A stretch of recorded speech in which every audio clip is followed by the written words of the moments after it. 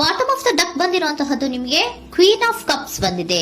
ನಿಮ್ಮ ಲವ್ ಲೈಫಿನ ವಿಚಾರವಾಗಿ ಬಹಳ ಕೇರಿಂಗ್ ಅನ್ನ ಮಾಡ್ತಾ ಇರುವಂತಹದ್ದು, ಅದ್ರ ಬಗ್ಗೆನೇ ನೀವು ಯೋಚನೆಯನ್ನ ಮಾಡ್ತಾ ಇರುವಂತಹದ್ದು, ಒಂದು ಸ್ಟೇಬಲ್ ರಿಲೇಶನ್ಶಿಪ್ ಅನ್ನ ಉಳಿಸ್ಕೋಬೇಕು ಅನ್ನುವಂತಹ ಆಲೋಚನೆಯನ್ನ ಮಾಡ್ತಾ ಇರುವಂತಹದ್ದು ರೆಪ್ರೆಸೆಂಟ್ ಆಗ್ತಾ ಇದೆ. ಪಾಸಿಟಿವ್ ಬಗ್ಗೆ ಹೇಳೋದಾದ್ರೆ ಎಲ್ಲವೂ ಚೆನ್ನಾಗಿಯೇ ಇತ್ತು. ಫುಲ್ ಕಾರ್ಡ್ ರೆಪ್ರೆಸೆಂಟ್ ಆಗ್ತಾ ಇದೆ ಅಂದ್ರೆ ಜಾಯ್ಫುಲ್ ಆಗಿತ್ತು, ಚೆನ್ನಾಗೇ ಮಾತಾಡ್ತಾ ಇದ್ರಿ, ಖುಷಿಯಾಗಿದ್ರಿ, ಖುಷಿಯಾಗಿ ಓಡಾಡೋದು ಎಲ್ಲವನ್ನೂ ಕೂಡ ನೀವು ಮಾಡಿರುವಂತಹದ್ದು ರೆಪ್ರೆಸೆಂಟ್ ಆಗ್ತಾ ಇದೆ.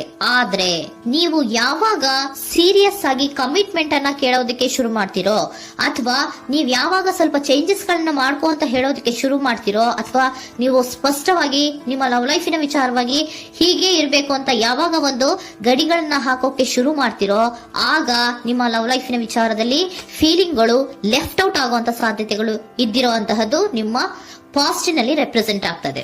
ನೀವೇನಾದ್ರೂ ಹಾಗಿರ್ಬೇಕು ಹೀಗಿರ್ಬೇಕು ಅಂತ ಏನಾದ್ರೂ ನೀವು ಅವ್ರಿಗೆ ಹೇಳಿದ್ರೆ ಅವರು ನಿಮ್ಮಿಂದ ಸ್ವಲ್ಪ ಸ್ವಲ್ಪ ದೂರ ಹೋಗಿರುವಂತಹದ್ದು ರೆಪ್ರೆಸೆಂಟ್ ಆಗ್ತಾ ಇದೆ. ಯಾಕಂದ್ರೆ ನೀವು ಖುಷಿಯಾಗಿರ್ಬೇಕು, ಸಂತೋಷ ಆಗಿರ್ಬೇಕು, ಅಷ್ಟನ್ನ ಮಾತ್ರನೇ ಅವರು ಎಕ್ಸ್ಪೆಕ್ಟ್ ಅನ್ನ ಮಾಡುವಂತಹದ್ದು. ಈಗ ಸದ್ಯದ ಮಟ್ಟಿಗೆ ಅವರು ನಿಮ್ಗೆ ಯಾವುದೇ ರೀತಿಯ ಸೀರಿಯಸ್ ಕಮಿಟ್ಮೆಂಟ್ ಗೆ ಒಳಗಾಗುವಂತ ಸಾಧ್ಯತೆಗಳು ಯಾವುದು ಇದ್ದಿರೋ ಮಟ್ಟಿಗೆ ನಿಮ್ಮ ಪಾಸ್ಟ್ ನಲ್ಲಿ ರೆಪ್ರೆಸೆಂಟ್ ಆಗ್ತಾ ಇಲ್ಲ. ಈ ಪರ್ಸನ್ ಏನು ಈ 4 ಕಾರ್ಡ್ ಬಂದಿದೆಯೋ, ಈ ಪರ್ಸನ್ ಸೀರಿಯಸ್ ಕಮಿಟ್ಮೆಂಟ್ ಗೆ ಸಿಗುವಂತಹ ಸಾಧ್ಯತೆಗಳು ಇದ್ದಿರೋ ಮಟ್ಟಿಗೆ ನಿಮ್ಮ ಪಾಸ್ಟ್ ನಲ್ಲಿ ಕಾಣಿಸ್ತಾ ಇಲ್ಲ. ಆಗ ಅವರಿಗೆ ಫೀಲಿಂಗ್ ಲೆಫ್ಟ್ ಔಟ್ ಆಗಿರುವಂತಹದ್ದು, ಅವರು ಸ್ವಲ್ಪ ಸ್ವಲ್ಪ ಚೇಂಜ್ ಆಗಿ ನಿಮ್ಮಿಂದ ದೂರ ಹೋಗಿರುವಂತಹದ್ದು ಈ ಕಾರ್ಡಿನಲ್ಲಿ ರೆಪ್ರೆಸೆಂಟ್ ಆಗ್ತಾ ಇದೆ.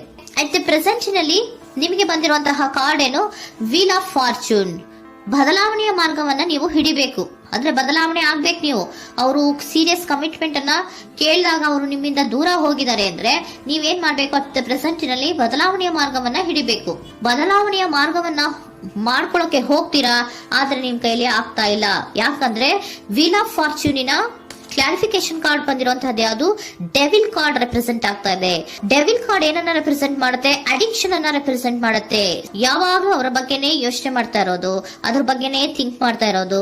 ಸ್ವಲ್ಪ ಬದಲಾವಣೆ ಮಾಡ್ಕೊಳಕ್ ಹೋಗ್ತೀರಾ, ಮತ್ತೆ ಪುನಃ ವಾಪಸ್ ಹಿಂದಕ್ಕೆ ಬರ್ತೀರಾ, ಮತ್ತೆ ಆಲೋಚನೆಯನ್ನ ಮಾಡಕ್ಕೆ ಶುರು ಮಾಡ್ತೀರಾ.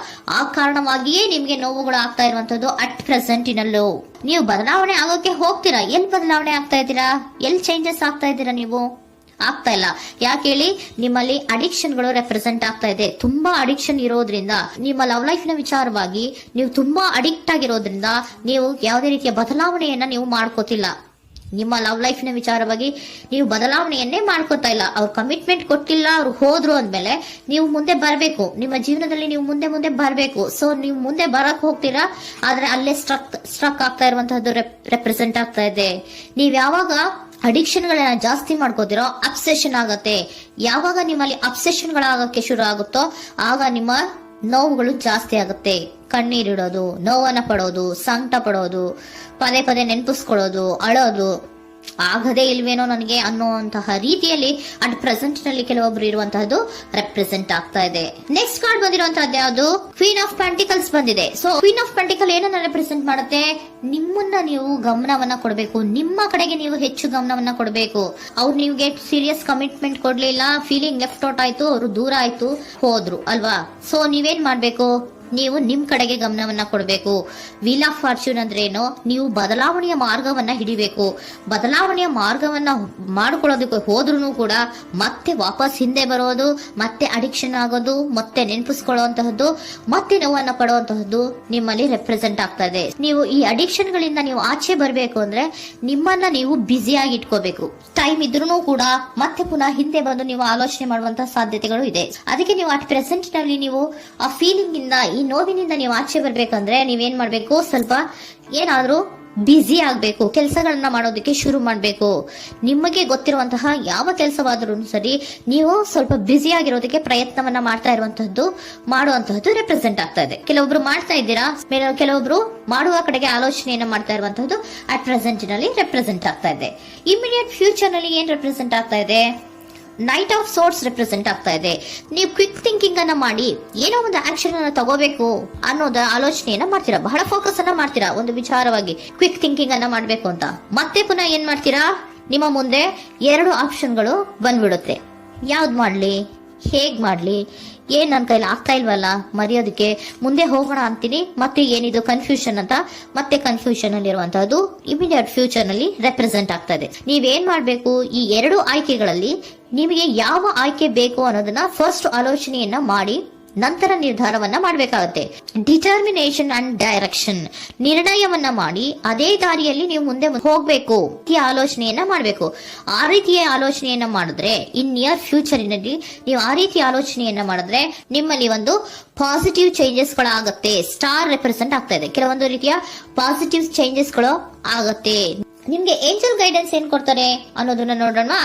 ನಾಟ್ ದ ರೈಟ್ ಟೈಮ್, ಇದು ಕರೆಕ್ಟ್ ಆಗಿರುವಂತಹ ಟೈಮ್ ಅಲ್ಲ. The situation will improve, situation ಅನ್ನೋದು ಇಂಪ್ರೂವ್ ಆಗುತ್ತೆ ಯಾವಾಗ, ಇಫ್ ಯು ಬಿಲೀವ್, ನೀವು ನಂಬಿಕೆ ಇಟ್ಟಾಗ ಮಾತ್ರ ಸಿಚುಯೇಷನ್ ಅನ್ನೋದು ಇಂಪ್ರೂವ್ ಆಗುವಂತಹದ್ದು. ಏನೀಗ ಬೇಜಾರಿನಿಂದ ಇದ್ದೀರಲ್ಲ, ಈ ನೋವು ಯಾವಾಗ್ಲೂ ಶಾಶ್ವತವಾಗಿ ಇರುವಂತಹದ್ದು ಅಲ್ಲ. ನಾಟ್ ದ ರೈಟ್ ಟೈಮ್, ಇದು ಕರೆಕ್ಟ್ ಆಗಿ ಇರುವಂತಹ ಸಮಯ ಅಲ್ಲ. ಸ್ವಲ್ಪ ವೇಟ್ ಮಾಡು, ನೀವು ಚೇಂಜಸ್ ಮಾಡ್ಕೊಳ್ಳೋ ಕಡೆಗೆ ಹೆಚ್ಚು ಗಮನವನ್ನ ಕೊಡು, ಅಲ್ಲಿ ಚೇಂಜಸ್ ಆಗತ್ತೆ ಅನ್ನೋದನ್ನ ಏಂಜಲ್ ಗೈಡೆನ್ಸ್ ನಿಮ್ಗೆ ಕೊಡ್ತಾ ಇದ್ದಾರೆ. Surrender your full power. Your life is a calling for you to step into your full power rather than playing it small. ನೀವು ಧೈರ್ಯವಾಗಿ ಒಂದು ಹೆಜ್ಜೆಯನ್ನ ಮುಂದಕ್ಕೆ ಇಡಬೇಕು. ಸೊ ಮುಂದೆ ಹೋಗುವಂತಹ ಆಲೋಚನೆಯನ್ನ ಮಾಡಬೇಕು. ಪವರ್ ಇಂದ, ನಿಮ್ಮಲ್ಲಿರುವಂತಹ ಪವರ್ ಅನ್ನ ಯೂಸ್ ಮಾಡ್ಕೊಳ್ಳಿ. ಯಾಕೆ ನನ್ನಲ್ಲಿ ಏನಿಲ್ಲ, ನನ್ನ ಕೈಲಿ ಏನೂ ಆಗಲ್ಲ ಅಂತ ಯಾಕೆ ಕೂತಿದ್ದೀರಾ? ನೀವು ಏನ್ ಮಾಡ್ಬೇಕು, ಬಹಳ ಧೈರ್ಯದಿಂದ ಮುಂದಕ್ಕೆ ಹೋಗಿ ಅನ್ನೋದನ್ನ ನಿಮ್ಗೆ ಸರೆಂಡರ್ ಕಾರ್ಡ್ಗಳು ಕೂಡ ಹೇಳ್ತಾ ಇದ್ದಾರೆ.